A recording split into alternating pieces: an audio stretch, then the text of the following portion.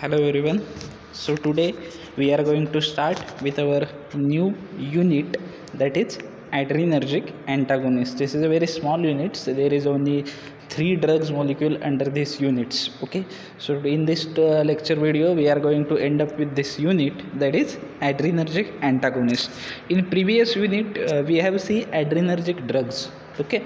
So what is meant by adrenergic drugs? The drugs which mimic, okay, or drug which similarly act like adrenaline or noradrenaline. Okay, then what is meant by adrenergic antagonist? Okay, there are 2 types. One is the antagonist and another one is the agonist. Okay, so in previous lecture or previous unit we see adrenergic drugs. It is also called as sympathomimetics, okay, or adrenergic adrenolytics. Okay, so this adrenergic drugs is also called as adrenergic agonist. Agonist means what? Which act similar like something. Okay, कोणासारखं तरी similarly act करतात, म्हणजे ॲड्रिनालिन आणि nor ॲड्रिनालिन सारखेच ते काय करतात, act करतात. म्हणून त्याला काय म्हटलं जातं, ॲड्रिनर्जिक ड्रग्स किंवा ॲड्रिनर्जिक अगोनिस्ट म्हटलं जातं त्यांना. ओके, आता ॲड्रिनर्जिक अँटागोनिस्ट म्हणजे काय, अगोनिस्ट आणि अँटागोनिस्टमधला डिफरन्स काय, माझ्या मते तुम्ही कोलॉजीमध्ये इन डिटेलमध्ये शिकला असाल. ओके, पण आपण सुपरफिशियली बघणार आहोत की अगोनिस्ट आणि अँटागोनिस्टमधला डिफरन्स काय. तर अगोनिस्ट म्हणजे काय, एखाद्या गोष्टीसारखी सिमिलरली त्याच गोष्टीसारखा ॲक्ट होणं, म्हणजे तशीच ॲक्टिव्हिटी दाखवणं. ओके, समजा एखादी गोष्ट बॉडीमध्ये इन्क्रीज होत असेल, ओके, तर आपण जो ड्रग देणार तो काय करणार, ती गोष्ट आणखी इन्क्रीज करणार. ओके, कमी झालेली गोष्ट काय करणार, इन्क्रीज करणार. आणि अँटागोनिस्ट म्हणजे काय, which act like opposite way, विरुद्ध दिशेने किंवा विरुद्ध मार्गाने ॲक्ट होणारा. म्हणजे ॲड्रिनर्जिक अगोनिस्ट किंवा ॲड्रिनर्जिक ड्रग्ज काय करायचे, तर ॲड्रिनॅलिन सारखेच ॲक्ट व्हायचे. ॲड्रिनॅलिन नॉर ॲड्रिनॅलिनला मिमिक करायचे, त्यांची मिमिक्री करायचे. बट ॲड्रिनर्जिक अँटागोनिस्ट काय करतात, तर ते काय करतात, it show effect opposite to adrenaline and noradrenaline. जो इफेक्ट ॲड्रिनॅलिन आणि नॉर ॲड्रिनॅलिन दाखवतात त्याच्या अपोजिट इफेक्ट काय करतात, ॲड्रिनर्जिक अँटागोनिस्ट दाखवतात. Antagonism and agonism. Okay, so antagonist, adrenergic antagonist means what, these are the agents और these are the drugs which show opposite effect of adrenaline and noradrenaline. Adrenaline आणि nor ॲड्रिनॅलिन याच्या opposite effect ते काय करतात, दाखवतात. Okay, so let start with our next unit, that is adrenergic antagonist. Okay, so drug which antagonize the receptor action of adrenaline and other related drug at the receptor level. Okay, adrenergic antagonist म्हणजे काय, तर आपण बघितले होते ॲड्रिनर्जिक nervous system आपण बघितली होती.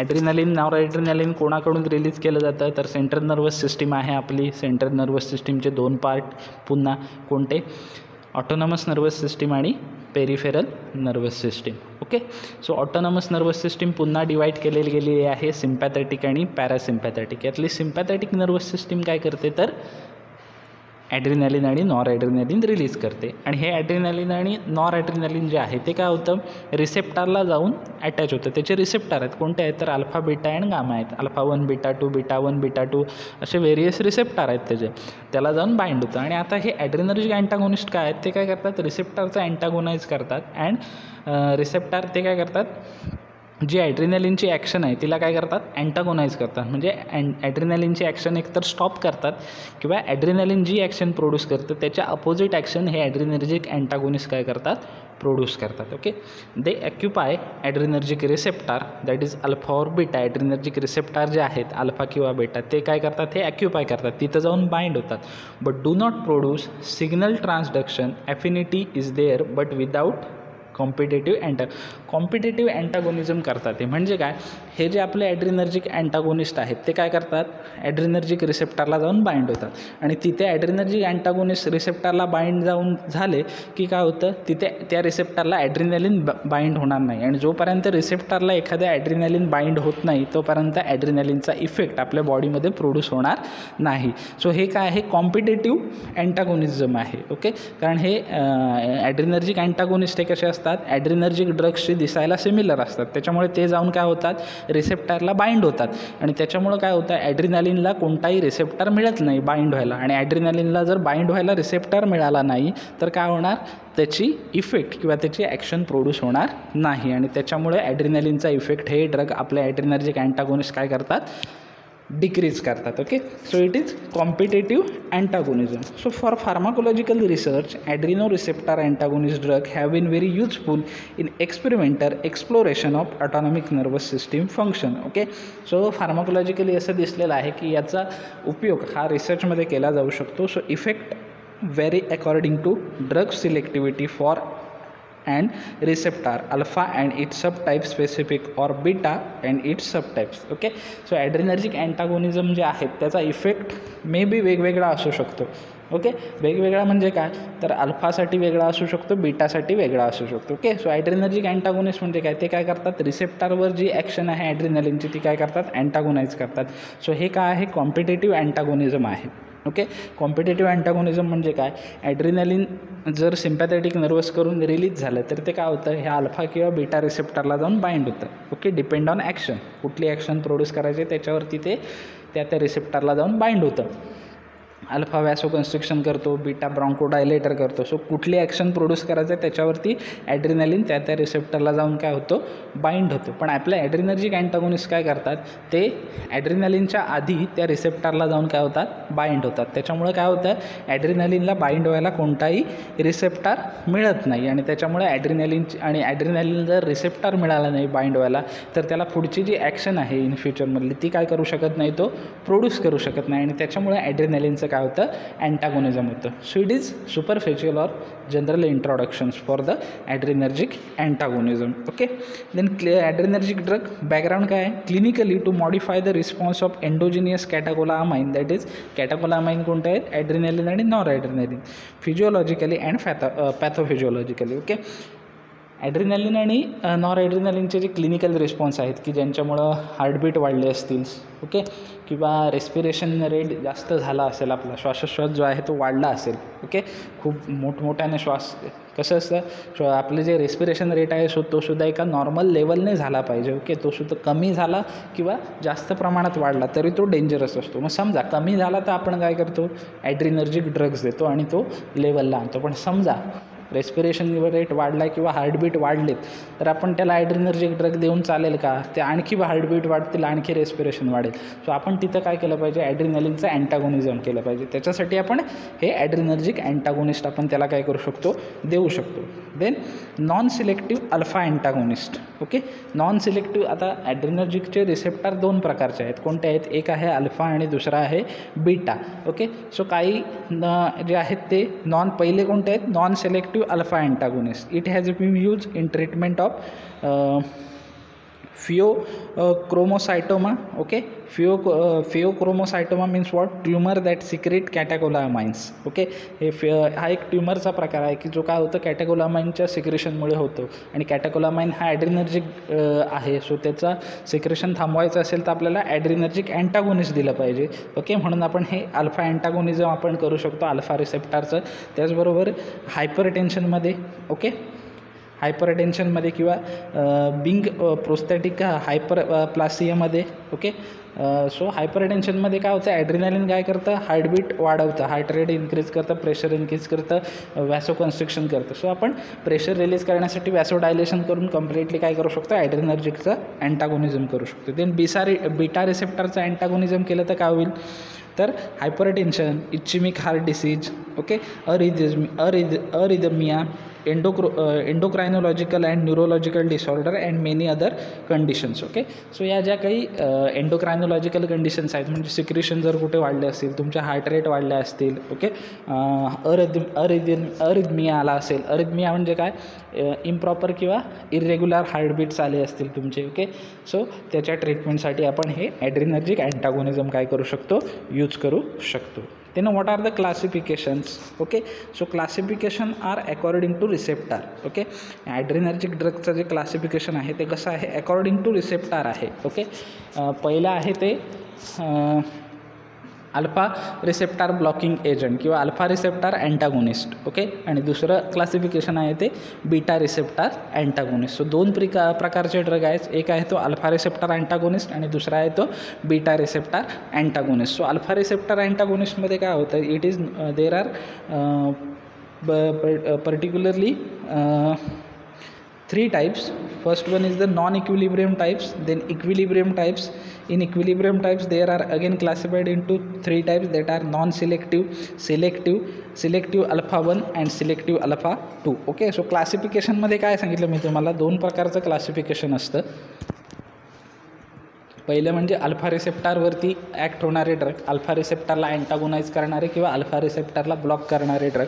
आणि दुसरं क्लासिफिकेशन असतं ते बीटा रिसेप्टारला ब्लॉक करणारे किंवा बीटा रिसेप्टारला अँटागोनाइज करणारे ड्रग. त्यातलं पहिलं आहे ते अल्फा रिसेप्टार ब्लॉकिंग एजंट किंवा alpha receptor antagonize agent. Okay, so in that this alpha receptor blocking agents are classified in to basically 2 types. 2 प्रकारे त्यांचं 2 टाईपमध्ये क्लासिफिकेशन केलं जातं. कोणतं, पहिलं नॉन इक्विलिब्रियम ड्रग आणि second equilibrium drugs. Okay, then this equilibrium drugs again classified in to 3 sub types, which first one is the non selective, second selective alpha 1 and third selective alpha 2. आपण हे alpha receptor blocking agent बघतो पहिलं classification. याच्यानंतर बघणार आहोत ते beta receptor blocking agent बघणार आहोत. Okay, so non equilibrium type, in that again it is beta halo alkyl amines. Okay, halo alkyl amines म्हणजे काय, अल्किला अमाइन्स म्हणजे काय, हॅलो अल्किला अमाइन्स. हॅलो म्हणजे काय, हॅलोजन ॲटम असणार, अल्किला म्हणजे काय, अल्किन, आणि अमाइन्स हे 3 ग्रुप त्या चेनमध्ये काय असणार, प्रेझेंट असणार. म्हणजे अल्किला आहे, एखादा मिथाईल, प्रोपाईल, इथाईल काही असेल तो त्याला अमाइन ग्रुप असणार, प्लस हॅलोजन डेरिव्हेटिव्ह असणार, क्लोरीन, ब्रोमिन, आयोडीन, फ्लुरिन, यातला कुठला तरी ग्रुप त्याला अटॅच झालेला असणार. Okay, so first non equilibrium type, in that halo alkyl amines it is phenoxy benz amine. Okay, त्याच्यामध्ये काय येतं, phenoxy benz amine. Then equilibrium type. Okay, equilibrium type these are again classified into non-selective. This non-selective again classified into subtype, that is ergots, hydrogenated ergot derivative alkaloids, imidazoline and miscellaneous. So non-selective ergot example is ergotamine and ergotoxin. ergot तुम्ही may be expect करतो की कोग्नोसीमध्ये तुम्ही शिकलेला असाल अर्गॉटचं. Okay, ergotamine and ergotoxins. Okay, ergot तुम्ही तिकडे झालेलं असेल. सो त्याच्यामधले जे अर्गोटामाइन आणि अर्गोटॉक्सिन आहेत ते काय आहेत, ॲड्रेनर्जिक अँटागोनिस्ट आहेत. ओके, ॲड्रेनर्जिक अँटागोनिस्ट आहेत. Then hydrogenated ergot alkaloid, that is dihydrogenated ergotamine, then dihydro ergotoxins. DH means what, dihydro ergotamine and dihydro ergotoxins. Okay, these are the hydrogenated ergot alkaloids. Then imidazolines example is tolazoline and phentolamine, tolazoline and phentolamine. Then miscellaneous example is chlorpromazine, histamine and serotonin, chlorpromazine, histamine and serotonin. Then another class that is selective alpha 1, म्हणजे काय की जे particularly फक्त कोणाला जाऊन bind होणार, alpha 1 जो receptor आहे त्याला जाऊन बाइंड होणार आणि त्याचं अँटागोनिस्ट करणार. ओके, त्याला. Okay, example is selective alpha 1, example is prazosin, terazosin, doxazosin and tamsulosin. Okay, tamsulosin. Then selective alpha 2 म्हणजे की जे फक्त काय करणार, अल्फा 2 रिसेप्टरला जाऊन बाइंड होणार आणि त्याचं अँटागोनिझम करणार. Example is yohimbine. Okay, yohimbine. So these are the classification of alpha receptor blocking agent. Then next beta adrenergic blocker म्हणजे काय, बीटा ॲड्रेनालिनचा जो बीटा रिसेप्टर आहे त्याला ब्लॉक करणारे किंवा त्याला अँटागोनाइज करणारे ड्रग. मग असे ड्रग कोणते आहेत तर ते these are again classified into 2 types. One is the cardioselective and another one is the non-selective beta 1 and beta 2. Cardioselective म्हणजे काय, which are related to cardiovascular system, जे की जे कार्डिओवॅस्क्युलर सिस्टीम रिलेटेड ज्यांचे ॲक्शन्स आहेत असे drug. Then non selective beta 1 आणि beta 2 वरती ॲक्ट होणार आहे. मे बी ते बीटा 1ला सुद्धा बाइंड होतील, कधी बीटा 2ला सुद्धा बाइंड होतील. So this non selective again classified in to 3 subclasses is that without intrinsic sympathomimetic activity, then with intrinsic sympathomimetic activity and additional alpha blocking property. Okay, so हे जे beta blocking agents असतात ते particularly cardiovascular system डिसऑर्डर्समध्ये आपल्याला उपयोगी ठरतात. Okay, heart related ज्या काही disorders आहेत त्याच्यामध्ये आपल्याला हे बीटा ब्लॉकिंग एजंट काय करतात, उपयोगी ठरतात. Okay, so first one is the cardio selective. Example is metoprolol, then atenolol, acebutolol, bisoprolol, then ismolol, bitoxolol, celiprolol and nebivolol. Okay, so these are the cardioselective, which metoprolol, atenolol, acebutolol, bisoprolol, ismolol, bitoxolol, celiprolol and nebivolol. So these are the cardioselective drugs. Then non-selective, which may be beta 1 or beta 2.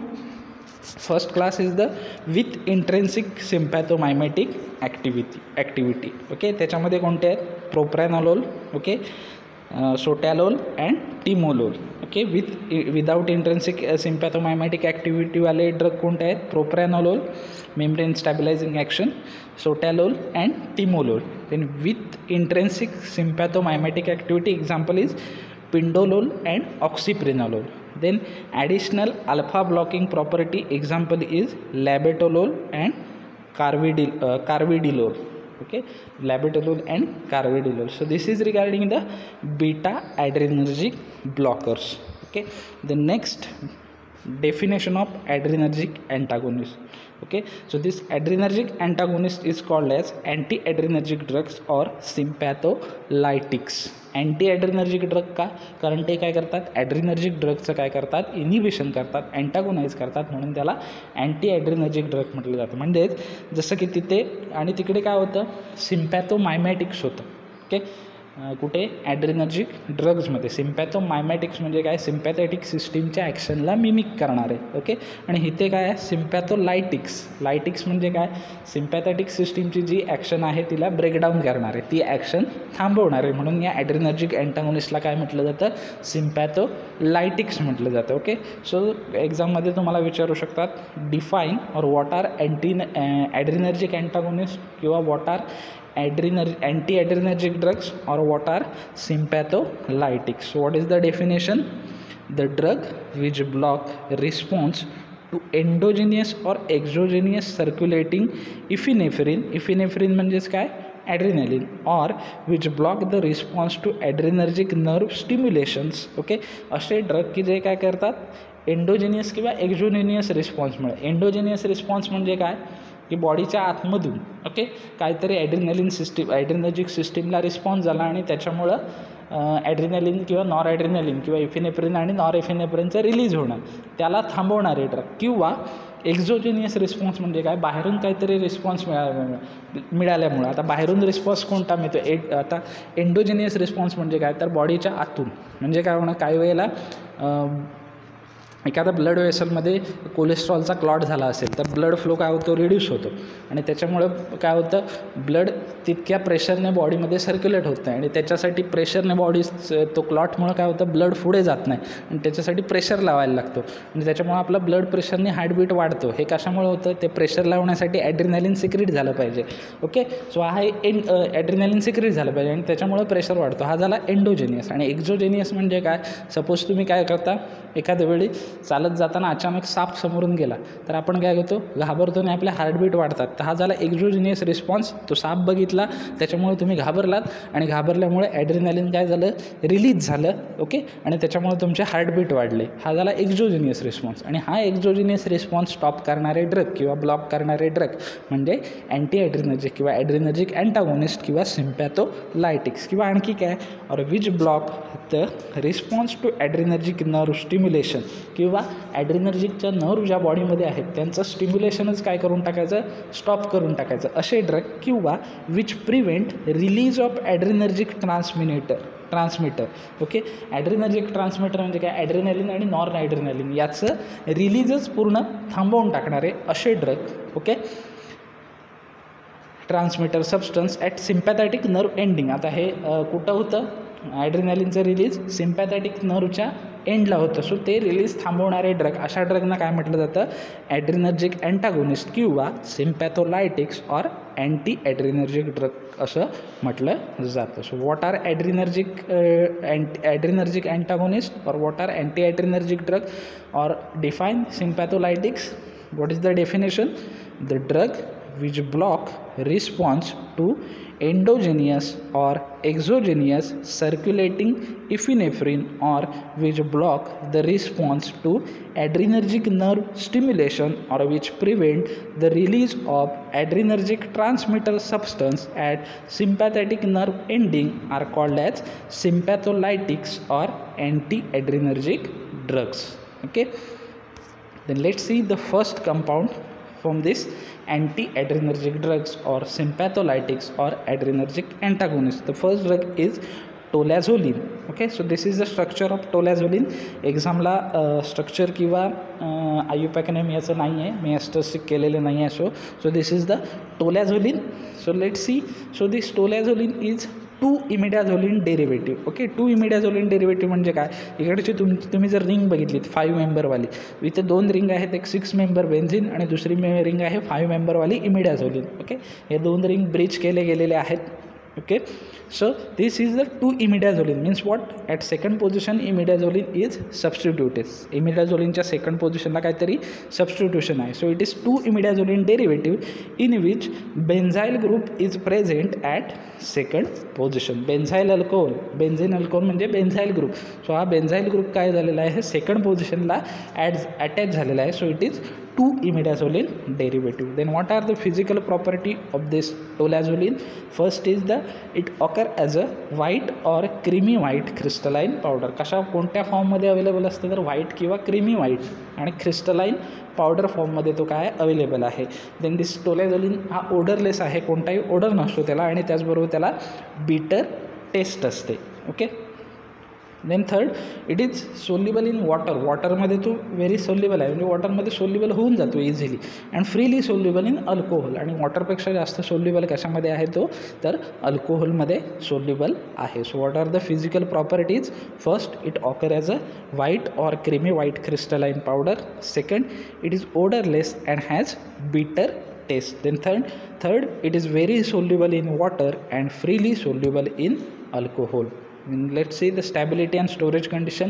आता हे जे टोलॅझोलिन आहे ते लाईटच्या कॉन्टॅक्टमध्ये आलं तर decompose होतं. सो आपला जो कंटेनर आहे तो लाईट रेजिस्टंट आणि टाईटली क्लोज कंटेनर असला पाहिजे. So what is the stability and storage condition for this tolazoline, it is affected by light, hence it is store in tightly close light resistant containers. Okay, so this is the stability and storage condition. The next uses, first it is used to treat peripheral vascular disorders and Raynaud disease. Okay, peripheral vascular disorders means what, की जे काहीतरी peripheral सिस्टीममध्ये cardiac disorder झाले असेल तर तिच्यामध्ये.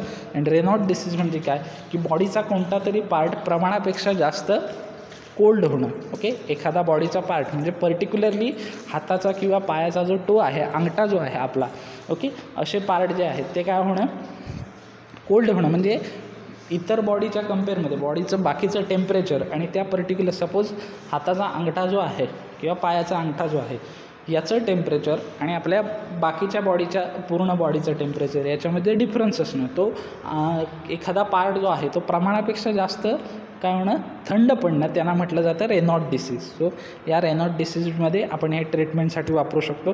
Then it is also stimulate gastric secretions. Okay, gastric secretion म्हणजे काय, गॅस्ट्रिक सिक्रिशनमध्ये सगळं आलं, तुमचं बाईल ज्यूस आला, तुमचं गॅस्ट्रिक ज्यूस आलं, HCl आलं. ओके, सो ते गॅस्ट्रिक सिक्रिशन जे डायजेशनसाठी गरजेचं असतं ते इन्क्रीज करणं हे सुद्धा ह्या टोलॅझोलिनचं काम असतं. So what are the uses of this tolazoline, first one, it is use to treat peripheral cardiovascular disorders and Raynaud disease. Second, it is also stimulate gastric secretions. Okay, then pharmaceutical formulation कोणत्या फॉर्ममध्ये available असतं तर tablet फॉर्ममध्ये तो available असतो.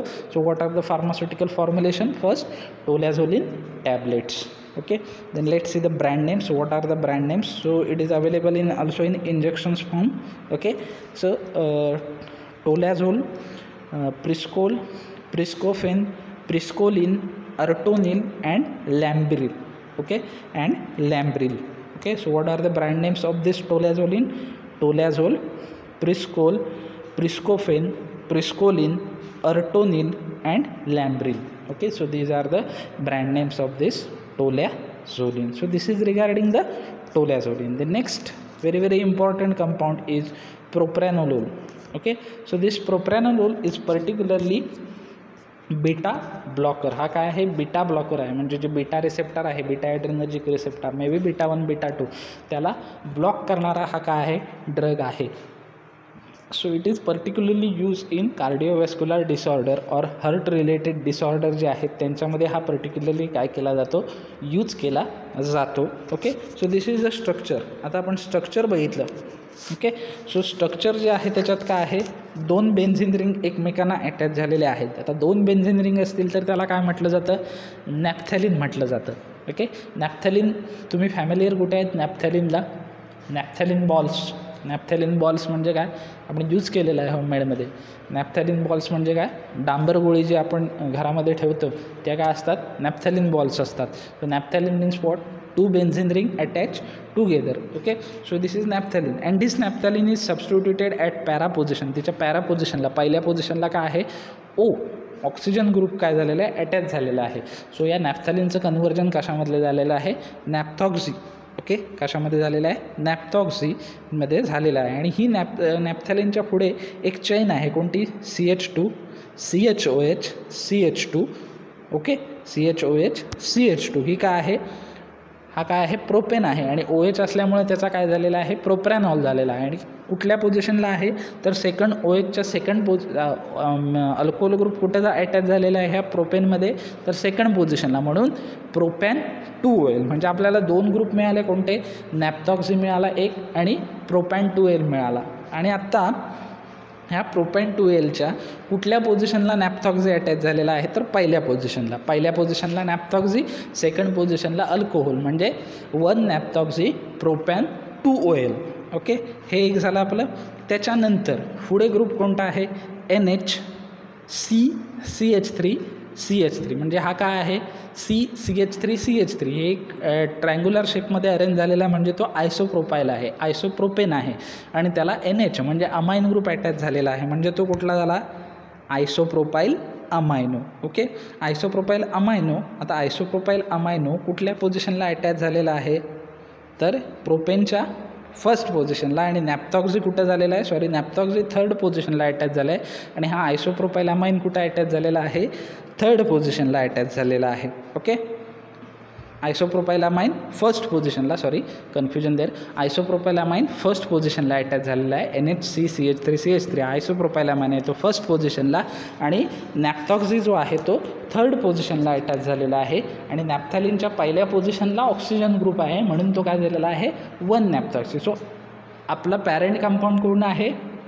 Propane 2OL किंवा प्रोप्रॅनॉल. So आपलं IUPAC name काय होऊ शकतं? 1 isopropyl amino 3 1 naphthoxy propan 2OL. Okay, group कोणते कोणते आहेत? नॅफ्थॅलिनच्या पहिल्या पोझिशनला ऑक्सिजन आहे, म्हणून नॅफ्थॅलिनचं कन्व्हर्जन पहिल्या पोझिशनला ऑक्सिजन असल्यामुळं 1 नॅप्थॉक्सी झाले. ओके, आणि नॅफ्थॅलिनच्या पुढे सबस्टिट्यूट आहे कोणतं? प्रोपेन रिंग आहे. या प्रोपेनच्या तिसऱ्या पोझिशनला नॅप्थॉक्सी आहे. सो 3 1 नॅप्थॉक्सी हे पहिलं सबस्टिट्यूशन झालं. आणि हे प्रोपेन जी आहे त्याच्या सेकंड पोझिशनला अल्कोहोल आहे, म्हणून तो काय झाला? प्रोपॅन 2OL म्हणजे प्रोपॅन 2OL. सो आपलं पहिलं पॅरेंट कंपाऊंड कुठलं मिळालं? 3 1 नॅप्थॉक्सी प्रोपॅन 2OL. या प्रोपॅन 2OLला आणखी पुढे फर्स्ट पोझिशनला काय आहे? NHCCH3CH3 म्हणजे आयसोप्रोपाईल अमाइन अटॅच झालेला आहे. So 1 isopropyl amino 3 1 naphthoxy propan 2OL. हे काय झालं, प्रोप्रॅनॉलचं IUPAC नेम झालं. स्ट्रक्चर आणि IUPAC नेम खूप इम्पॉर्टंट आहे प्रोप्रॅनोलोलचं. ओके, प्रोप्रॅनोलोलचं स्ट्रक्चर आणि IUPAC नेम खूप इम्पॉर्टंट आहे. Okay, then this propranolol is beta blockers. Okay, हा प्रोप्रॅनोलोल काय आहे, बीटा ब्लॉकर्स आहे. बीटा ॲड्रेनर्जिक रिसेप्टरला तो काय करतो, ब्लॉक करतो. Then what are the physical property. First, हा व्हाईट पावडर फॉर्ममध्ये अवेलेबल असतो. No crystalline, no amorphous, simple powder फॉर्ममध्ये अवेलेबल असतो. देन ओडरलेस आहे आणि बिटर त्याची टेस्ट आहे. Okay, then it is soluble in water. वॉटरमध्ये कसा आहे तो सोल्युबल असतो. सो फिजिकल प्रॉपर्टी काय आहेत, सिम्पल आहेत. It occur as a white powder. Then second, it is odourless and has bitter taste. Then third, it is soluble in water. वॉटरमध्ये कसा आहे तो सोल्युबल आहे. Then stability and storage, again simple stability and storage. हा जो प्रोप्रॅनोलोल आहे तो लाईटच्या कॉन्टॅक्टमध्ये आला तर अफेक्ट होतो किंवा डिकॉम्पोज होतो. सो आपल्याला टाईटली क्लोज आणि लाईट रेजिस्टंट कंटेनरमध्ये त्याला काय केला पाहिजे, स्टोअर केला पाहिजे. Okay, so stability and storage condition for this propranolol, it is affected by light, hence it is store in tightly close light resistant containers. Then pharmaceutical formulations काय आहेत, तर 2 फॉर्ममध्ये अवेलेबल असतं. एक म्हणजे टॅबलेट आणि दुसरा म्हणजे injections. Okay, so first pharmaceutical formulation propranolol tablets and second propranolol injections. Then uses तुमच्या एक्झामच्या दृष्टीने प्रोप्रॅनोलोलचे युजेस, स्ट्रक्चर आणि IUPAC नेम या चॅप्टरमधलं सगळ्यात वेटेज या 3 पॉईंटला आहे. Definitions, propranolol structure, propranolol IUPAC name and uses of this propranolol. So what are the uses. First, it is a typical beta adrenergic receptor blocker. Okay, हा typical beta adrenergic blocker आहे. म्हणजे beta ॲड्रेनर्जिक रिसेप्टरलाच block करणारा हा drug आहे. So falling under the category of life saving drug Bing use in treatment of cardiac disease and emergencies. Okay, so ह्याला प्रोप्रॅनोलोलला life saving drug म्हटलं जातं. का, तर हार्ट रिलेटेड आणि कार्डियक सिस्टीम रिलेटेड जे काही डिसऑर्डर्स आहेत त्याच्यावरती जाऊन हा काय होतो, ॲक्ट होतो, म्हणून याला लाईफ सेविंग ड्रग्स म्हटलं जातं. सो असे कोणते आहेत, तर अंजायना पेक्टोरिस. ओके, हार्ट ब्लॉकमुळं होणारं paining. Then cardiac arrhythmia, improper heartbeat, heart pumping, hypertension, increase in blood pressure, congestive heart failure. Okay, heart fail झालं असेल, पंपिंग करणं, ब्लड पंप करणं किंवा हार्टबीट थांबले असतील तर त्याच्यामध्ये. Then myocardial infractions. Okay, MI means what, cardiac muscle जे आहेत त्याचं paining. Okay, so myocardial infraction आणि हार्ट अटॅक हे ऑलमोस्ट सिमिलर असतात. दोघांमधलं डिफरन्शिएट करणं कठीण होतं. सो त्याच्यामध्ये आपण वापरू शकतो. Very it may be useful in preventing reinfraction and also in preventing sudden ventricular fibrillation in subsequent attack of MI, that is myocardial infraction. म्हणजे काय, तर री-इन्फ्रॅक्शन म्हणजे पुन्हा वेदना होणं किंवा पुन्हा मायोकार्डियल इन्फ्रॅक्शन होण्यापासून प्रिव्हेंट करण्यासाठी आपण प्रोप्रॅनोलोल यूज करू शकतो. Then in sudden ventricular fibrillations. Okay, fibrillations म्हणजे काय, क्लॉट फॉर्म होणं, पंपिंग थांबल्यामुळं अचानक ब्लडचा क्लॉट फॉर्म होणं, बॉडीमधलं ब्लड सर्क्युलेट होण्याचं थांबलेलं. सो ते फिब्रिलेशन स्टॉप करण्यासाठी आपण यूज करू शकतो. Then coronary atherosclerosis. आता करोनरी आर्टरी जी आहे तिचं अथेरोक्लोरोसिस म्हणजे काय, ती करोनरी आर्टरी हार्ड होणं. ओके, आर्टरी रिलेटिव्हली स्मूथ असल्या पाहिजे तेव्हा त्याच्यातून ब्लड पास होईल. पण अथेरोक्लोरोसिसमध्ये त्या होतात क्लॉटमुळं किंवा कोलेस्ट्रॉलमुळं किंवा ऑइली आणि फॅटी सबस्टन्समुळं त्या टफ होऊन जातात. सो त्यांना अशा वेळी आपण हा ड्रग वापरू शकतो आणि म्हणून त्याला प्रोप्रॅनोलोलला काय म्हटलं जातं, लाईफ सेविंग ड्रग्स म्हटलं जातं. सो रिझन विचारू शकतात, why propranolol is called as life saving drugs. Answer काय लिहिणार, this propranolol is a typical beta adrenergic blocker falling in category of life saving drug because it is use in treatment of angina pectoris, cardiac arrhythmia, hypertension, congestive heart failure, myocardial infractions and coronary atherosclerosis. Hence it is called as life saving drugs. Then second, treatment of pheochromocytoma. Okay, pheochromocytoma. Okay, the tumor which secrete catecholamines, म्हणजे असे tumour बॉडीमधले की ज्याच्यामधून कॅटेकोलामाइन, adrenaline आणि nor adrenaline secret होतं. म्हणजे काय, फिओक्रोमोसायटोमा म्हणजे काय की ट्यूमर तुम्हाला माहिती आहे एखादी गाठ होणं, मे बी इट्स कॅन्सर और may be it's anything else. Okay, ती कसलीही असू शकते, कॅन्सरची असू शकते किंवा दुसरी कोणतीही असू शकते. मग हे ट्यूमर म्हणजे काय, एखादी गाठ तयार होणं मोठी, ओके, मोठी एखादी काय होणं, गाठ तयार होणं. आणि ह्या ट्यूमर म्हणजे काय, एखादा मांसाचा गोळा जसा असतो ज्याच्यामध्ये अनेक सेल एकत्र येऊन सेल डिव्हिजन होऊन मोठमोठं काय झालेलं असतं, एक गोळा तयार झालेला असतो तो. आणि ह्या ट्यूमर पर्टिक्युलरली काही ट्यूमर असे असतात की जे बॉडीमध्ये स्टेबल असतात, ते इन्क्रीज होत जातात. पण फिओक्रोमोसायटोमामध्ये काय होतं, तो ट्यूमर तयार होतं आणि तो ट्यूमर काय करतो, कॅटेकोलामाइन म्हणजे ॲड्रिनॅलिन आणि नॉर ॲड्रिनॅलिन सिक्रेट करतो आणि त्याच्यामुळे आपला हार्टबीट वाढतं, रेस्पिरेशन रेट वाढतो. सो त्या ट्रीटमेंटमध्ये आपण प्रोप्रॅनोलोल यूज करू शकतो. इन स्मॉल डोस, कमी प्रमाणामध्ये, propranolol may be use to reduce symptoms of anxiety आपण बघितलं होतं, फिअर, भीती वाटणं, सच ॲज स्वेटिंग, सतत घाम येणं, याच्यामध्ये यूज करू शकतो. टॅकिकार्डिया अँड डायरिया, टॅकिकार्डिया म्हणजे काय, हार्टबीट वाढणं, सो त्याला ब्रॅडिकार्डिया करण्यासाठी आपण करू शकतो. Then particularly in susceptible individual prior to public speaking encouragements or meeting. Okay, काय काय असतं, काही जणांना बघा स्टेजवरती गेल्यानंतर किंवा जास्त प्रमाणात लोक समोर असतील किंवा एखाद्या मीटिंगमध्ये जिथे सगळ्यांसमोर बोलायचं असेल, अशा वेळी काय होतं, त्यांना बोलता येत नाही. ओके, त्यांच्या हार्टबीट वाढतात, घाम यायला सुरुवात होते. ओके, शब्द उच्चार नीट प्रमाणात बाहेर पडत नाही, तुटक शब्द बाहेर पडतात. ओके, किंवा आठवून बोलायला लागतात, घाबरतात. सो अशा वेळी त्यांना इन्करेजमेंट करण्यासाठी त्यांना आपण काय देऊ शकतो, प्रोप्रॅनोलोल देऊ शकतो आणि त्यांचं इन्करेजमेंट काय करू शकतो, वाढवू शकतो. So these are the uses of this propranolol.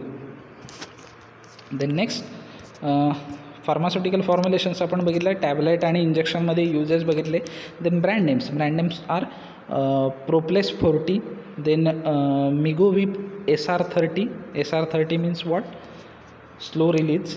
Then Dydrel 40, Ciplar, Procard, Inderal आणि Indoblock. Okay, so brand names are Proplace 40, Migovip SR40, Dyderal 40, Ciplar, Procard, Inderal and Indoblock. So these are the brand names of this propranolol. The last compound is Practolol. Okay, so this is the structure of this Practolol. Structure examला विचारलं जाणार नाही Practololचं. So this is the Practolol. So what are the physical property of this Practolol? So it occur as a fine white powder. एकदम fine म्हणजे काय, जसं हातातून अगदी व्यवस्थितपणे खाली सुटली जाणारी अशी fine. Okay, then it is odourless and having bitter taste. Odourless असते आणि त्याला बिटर अशी टेस्ट असते. Then it is slightly soluble in वॉटरमध्ये कसा आहे, तो स्लाइटली सोल्युबल आहे. Then stability and storage condition काय आहे, सो तिन्ही ड्रगची stability and storage condition same आहे. ओके, ॲड्रिनर्जिक अँटागोनिस्टमध्ये तिन्ही ड्रगची stability and storage condition similar आहे. सो एका ड्रगची स्टॅबिलिटी अँड स्टोरेज कंडिशन केली की तुम्हाला तिन्ही ड्रगची स्टॅबिलिटी अँड स्टोरेज कंडिशन झालेली असेल. ओके, काय आहे, तर लाईटच्या कॉन्टॅक्टमध्ये आल्यामुळं अफेक्ट होतं आहे. सो त्याच्यामुळे आपल्याला टाईटली क्लोज आणि लाईट रेझिस्टंट कंटेनरमध्ये त्याला काय करायचं आहे, स्टोअर करायचा आहे. So stability and storage condition of this practolol, it is affected by light, hence it is store in tightly close light resistant containers. Uses काय आहेत, it is use to treat हायपरटेन्शनच्या ट्रीटमेंटमध्ये आपण त्याला काय करू शकतो, यूज करू शकतो. Then second, it is use in emergency to treat cardiac arrhythmia. Okay, cardiac अरेथमियाच्या इमर्जन्सी कंडिशनमुळे, कार्डियक अरेथमिया म्हणजे जेव्हा काय, इम्प्रॉपर हार्टबीट और improper pumping action of heart, so त्याच्या ट्रीटमेंटमध्ये आपण यूज करू शकतो. So what are the uses of this practolol, first it is use to treat hypertension, second it is use in emergency to treat cardiac arrhythmia. and what are the pharmaceutical formulation, injection फॉर्ममध्ये available असतं. So pharmaceutical formulations of this practolol is practolol injections. Then brand names Eraldin and Dalzic. दोन brand names आहेत कोणते, Eraldin and Dalzic. These are two brand names of this practolols. Okay, so here we end up with our unit, that is adrenergic antagonist, very small units. Okay, so याच्यामध्ये important असं काय आहे, तर जी पहिली definition आहे, define anti ॲड्रेनर्जिक drug किंवा ॲड्रेनर्जिक antagonist, ही खूप important आहे. ओके, त्याच्यानंतर टोलॅझोलिनचे युजेस किंवा स्टॅबिलिटी अँड स्टोरेज कंडिशन काय तुम्हाला आता माहिती झाली, तिन्ही ड्रगला सेमच आहे. सो कोणतीही विचारले तरी काही फरक पडत नाही. सो टोलॅझोलिनच्या फिजिकल प्रॉपर्टीने युजेस बघा, ब्रँड नेम्स बघा, प्रोपरॅनोलोलचं स्ट्रक्चर, आयोपॅक नेम, प्रोपरॅनोलोलचे युजेस आणि एक रिझन जे तुम्हाला सांगितलं की why propranolol is called as life saving drugs, कारण तो एकतर टिपिकल बीटा ॲड्रेनर्जिक ब्लॉकर आहे आणि ज्या कंडिशनला तो यूज केला जातो, मायोकार्डियल इन्फ्रॅक्शन, करोनरी अथेरोस्क्लेरोसिस असेल, then hypertension, congestive heart failure, angina pectoris, cardiac arrhythmia, अशा या सगळ्या क्रिटिकल डिसीज कंडिशनमधून हा ड्रग आपल्याला वाचवू शकतो. त्याच्या ट्रीटमेंटसाठी आपण याला यूज करू शकतो. सो त्याला लाईफ सेविंग ड्रग्स म्हटलं जातं. आणि युजेस ऑफ प्रोपरॅनोलोल, हे सगळे जे युजेस आहेत प्रोपरॅनोलोलचे ते सुद्धा इम्पॉर्टंट आहेत. आणि प्रोपरॅनोलोलचे ब्रँड नेम्स, प्रॅक्टोलोलमध्ये फिजिकल प्रॉपर्टी पण सिम्पल आहेत, white powder, odourless, bitter taste, freely soluble in water, या काही रेग्युलर आहेत की ज्या प्रत्येक ड्रगला व्हॅरी होतात. स्टॅबिलिटी अँड स्टोरेज कंडिशनसुद्धा युजेस हायपरटेन्शनमध्ये आणि इमर्जन्सी कंडिशन ऑफ कार्डियक अरेथमियामुळे. Brand names Eraldin and Dalzin. Okay, so इथे हे युनिट फिनिश झालेलं आहे. याच्यामध्ये काही कळलं नसेल, काही प्रॉब्लेम असेल, काही अंडरस्टँड झालं नसेल तर मला विचारा, आपण तुमचे डाऊट काय करूया, क्लिअर करूया. Happy learning. Thank you so much.